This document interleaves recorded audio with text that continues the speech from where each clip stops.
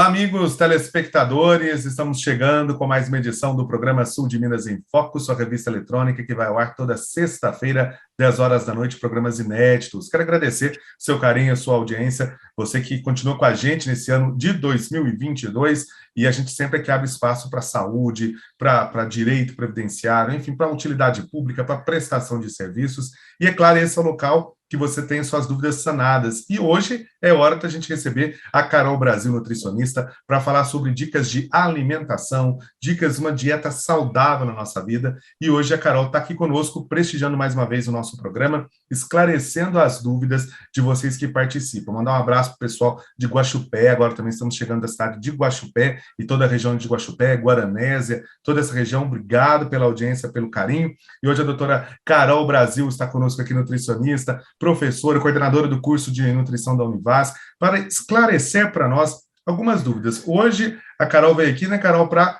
responder as dúvidas dos telespectadores que, felizmente, de todo quanto é lugar, graças ao nosso programa na internet, como também na Rede América, muita gente acompanhando, a gente agradece o carinho de todos, né, Carol? Prazer recebê-la aqui novamente. Exatamente. Tudo bem, Lucas? Obrigada novamente por estar aqui, é uma delícia conversar.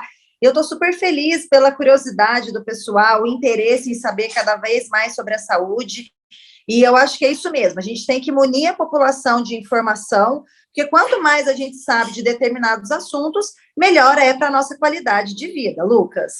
Lembrando a você que para participar do nosso programa com as perguntas, tá aí o endereço, tem um e-mail, você pode mandar, né, sudminasinfoco@gmail.com. Tem o nosso WhatsApp, que aparece durante a entrevista, aparece o WhatsApp para você mandar suas perguntas. Nas redes sociais, também se quiser tirar dúvidas diretamente com a Carol, tá aí a rede social da Carol também, tem um contato da clínica dela durante a nossa entrevista. Então você vai sendo munido aí, olha no GC aí e vai anotando aí e fazendo como os nossos telespectadores. Carol, como hoje a gente tem muita participação, vamos fazer um programa diferente, vamos responder as perguntas, porque a gente não está vencendo, a gente começou o programa aí, esse quadro nosso aí em novembro, o pessoal já está acostumando, tipo assim, se deixar, eles não deixam a gente nem abordar tema, eles querem responder as perguntas, né? Mas vamos atender o nosso público, porque afinal de contas a gente faz o programa para eles, né? Então vamos atender, olha só, chegou uma pergunta aqui do Átila Tavares, ele é de São Paulo, lá do bairro Perdizes.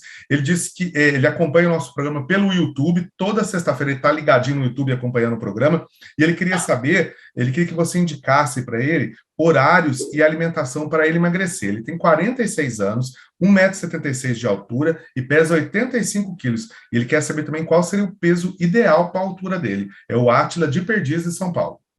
Então, vamos lá. Oi, Átila, tudo bem? Moradora aí de São Paulo, uma região fantástica de São Paulo, que é Perdizes. Obrigada aí pelo seu contato, Átila. Uma coisa que é muito importante a gente entender é que esse conceito de peso ideal, ele já não existe mais, né? Antigamente, a gente tinha ali um embasamento muito teórico de que eu deveria ter um peso mais próximo da minha altura, ou talvez uns quilos a menos da minha altura. Mas hoje a gente sabe que essa conta, ela é uma conta que ela precisa ser feita com cautela, porque quando eu falo de homens, principalmente, eu sei que homens têm uma quantidade maior de massa magra, então o peso tende a ser um pouco maior, mas quando eu falo de peso de balança, né? Então, o que hoje eu considero, quando a gente pega, né, uma situação dessa, um paciente que quer conhecer esse peso ideal? O ideal, de fato, não é conhecer esse peso, mas sim o seu percentual de gordura, Átila. Então, às vezes você sobe numa balança e você vê que o peso está um pouquinho acima do que, de repente, você estava acostumado. Mas esse aumento de peso, ele se refere, de fato, à gordura ou à musculatura? Então, por isso que quando a gente fala de peso ideal, eu preciso levar tudo isso em consideração. O peso de balança sozinho, ele não consegue me representar muita coisa. Hoje eu consigo ter um diagnóstico nutricional do paciente muito mais pautado nesse critério de percentual de gordura do que de fato, o do peso, ok? O Átila também faz um outro questionamento de quais são os horários que ele deveria comer para que ele consiga ter uma redução de peso. Átila, o ideal é que você coma quando você, de fato, sinta fome, né? O nosso corpo, ele dá sinal de fome, ele dá sinal de saciedade, mas o ideal seria que você tentasse organizar isso dentro do seu dia a dia. Um bom café da manhã, um almoço e um jantar, e lanches intermediários seria uma boa opção para você. Mas o que seria mais importante? Você ter essa convicção, ter essa certeza de que você está comendo muito mais quando você está com fome do que qualquer outra situação. Então, não existe, né? A gente sempre aprendeu, eu tenho que comer de 3 em 3 horas. Não necessariamente. O mais importante é comer quando eu sinto fome e escutar os sinais de fome e saciedade que o meu corpo, ele mostra para mim. Olha só, Carol, a Ana Beatriz, aqui de Pouso Alegre, ela quer saber que se quem toma remédio controlado tem mais dificuldade de emagrecer. Oi, Ana, tudo bem? Ana, é muito difícil eu te responder isso, porque eu não sei qual medicamento que você se refere, né?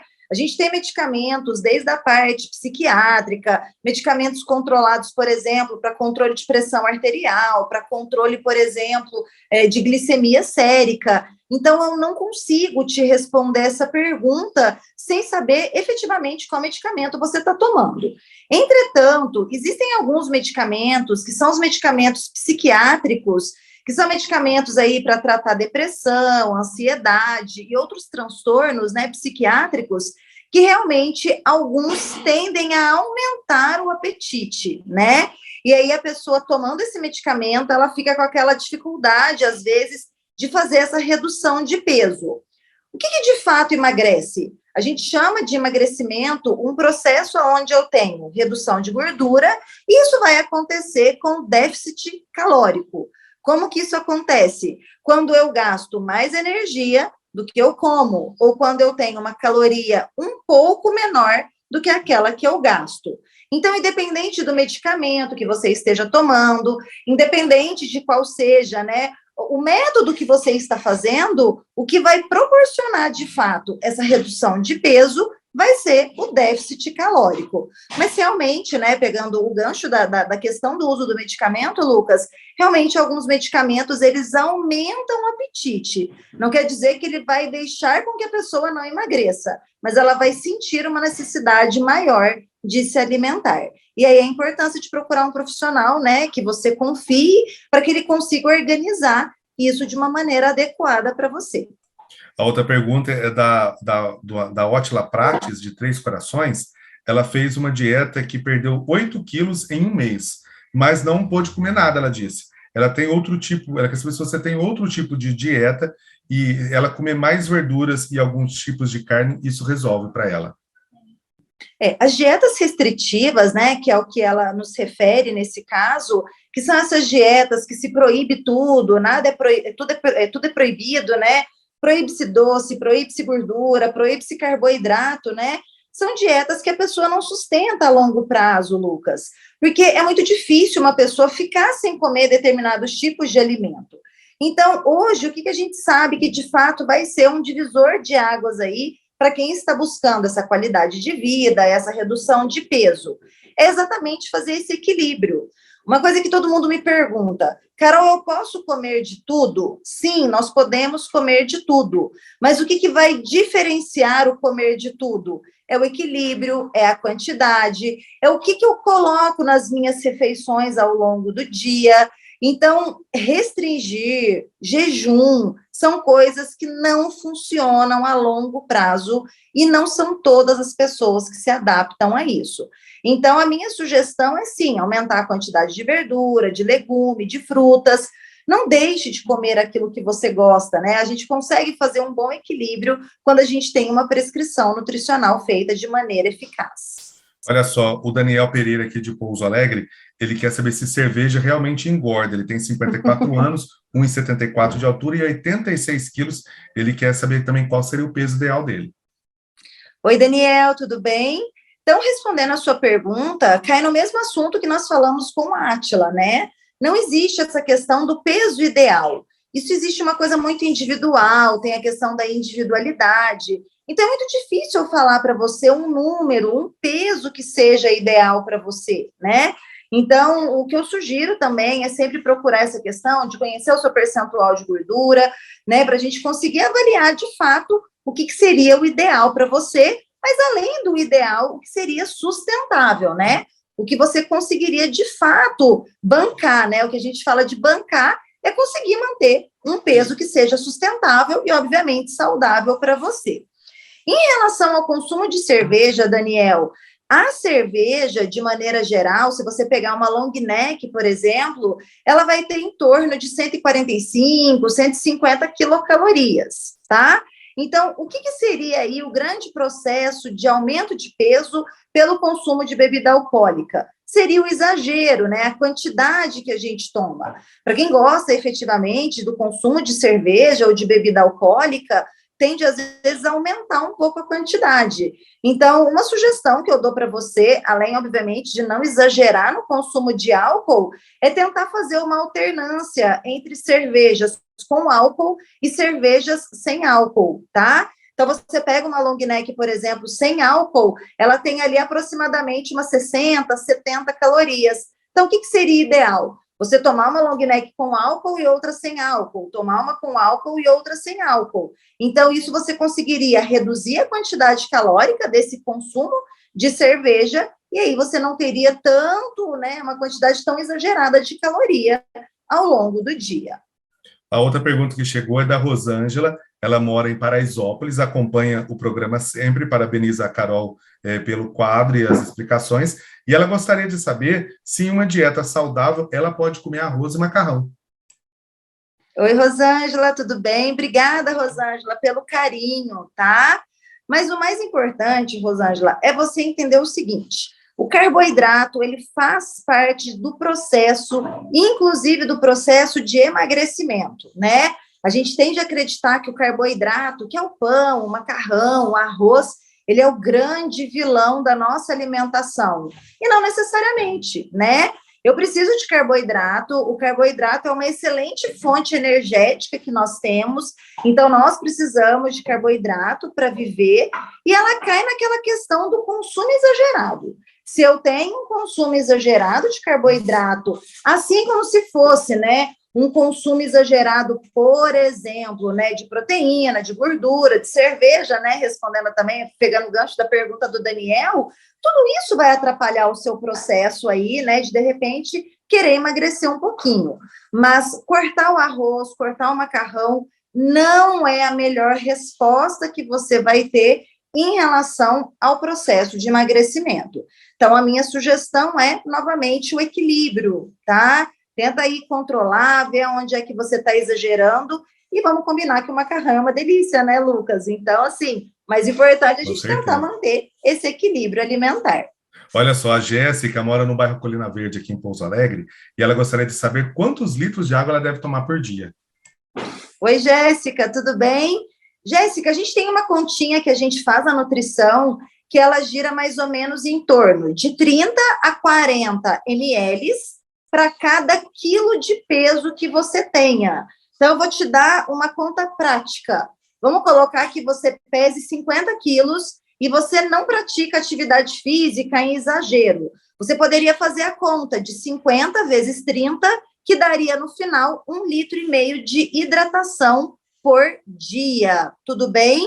Se você pratica atividade física, né, vai à academia, faz uma corrida, faz alguma coisa, o ideal é que você aumente isso, tá? Que seja ali mais ou menos em torno de 35 a 40 ml. E quando a gente fala de hidratação, a hidratação é água, consumo de água. Tem gente que substitui a água por um suco natural, por um refrigerante, por um chá, mas quando a gente fala de hidratação, nós estamos falando de água. E outro assunto muito polêmico, Lucas, que a gente pode falar mais para frente, é sobre o consumo de água com gás. Tem muita gente que tem medo de tomar água com gás, mas hoje nós não temos nenhum estudo que aponte que o consumo de água com gás traga algum malefício, tá? O que você só precisa prestar atenção é se essa água com gás não são aquelas águas saborizadas, né? Que ela tem açúcar na composição, ela tem, de repente, um sabor de limão, um sabor de laranja. Isso não é água com gás, isso é refrigerante. A água com gás é a água acrescida do gás. Tudo bem? Olha só, a gente tem a pergunta de Três Corações, do Vitor Saulo, que mora lá. Ele tem 88 quilos, 1,73 de altura, e quer saber também qual seria um peso bom para ele. Oi, Vitor, tudo bem? Essa preocupação, né, com o peso ideal é uma coisa muito comum, né? As pessoas hoje, elas vão na internet, elas veem aqueles pop-ups, aquelas telinhas que colocam o IMC, índice de massa magra, qual que é o meu peso ideal, e geralmente esse peso ideal, ele é pautado, né, em relação ao índice de massa corpórea, que é o IMC. Então, não fiquem sofrendo por conta desse peso ideal, gente. Esse peso ideal é um cálculo que se utilizava alguns anos atrás como alguns parâmetros de comparação de vida saudável. Eu vou dar um exemplo para vocês. Se você pega, por exemplo, um praticante de musculação, que é uma pessoa que vai à academia, pratica atividade física, pratica musculação, o que vai acontecer com o peso dela? Vai aumentar. Significa que ela esteja acima do peso ou obesa? Não. Significa que ela aumentou a musculatura e o aumento de musculatura vai aumentar também no peso da balança. Por isso que é muito importante vocês entenderem. Peso de balança, ele nem sempre significa muita coisa. Então, peso ideal, esses cálculos de IMC, são cálculos que a gente precisa tomar muito cuidado, porque ele me dá uma falsa sensação, às vezes, de que eu estou muito acima do peso, né? Você olha lá, né, o cálculo, deu sobrepeso, mas será que você de fato está sobrepeso? Ou é o seu peso, você pratica uma atividade física e tem uma musculatura maior, tá? Então, o peso ideal é muito difícil da gente falar aqui, porque não é só o peso, é todo o contexto da avaliação nutricional. Tem todo um processo nesse sentido, né, Sim, Carol? Exatamente. Olha só, a Tamires Soares, aqui de Pouso Alegre, ela quer saber se dieta de proteína ajuda a emagrecer. Oi, Tamires. A proteína, ela causa saciedade, né? Então, toda alimentação, quando a gente coloca uma fonte proteica, ela vai ajudar, sim, no processo de você ter mais saciedade, e você tendo mais saciedade, você tende a comer menos um pouco, tudo bem? Então, por isso que muitas pessoas optam por aumentar a proteína, tirar o carboidrato e aumentar a quantidade de verduras. Isso é uma estratégia que funciona, entretanto, a longo prazo, não é uma estratégia interessante, tá?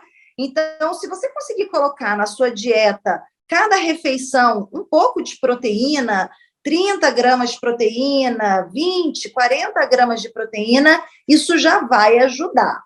Lembrando que quando eu falo proteína, não é 20 ou 30 gramas, por exemplo, de um pedaço de carne, ou então 20 ou 30 ml de um copo de leite.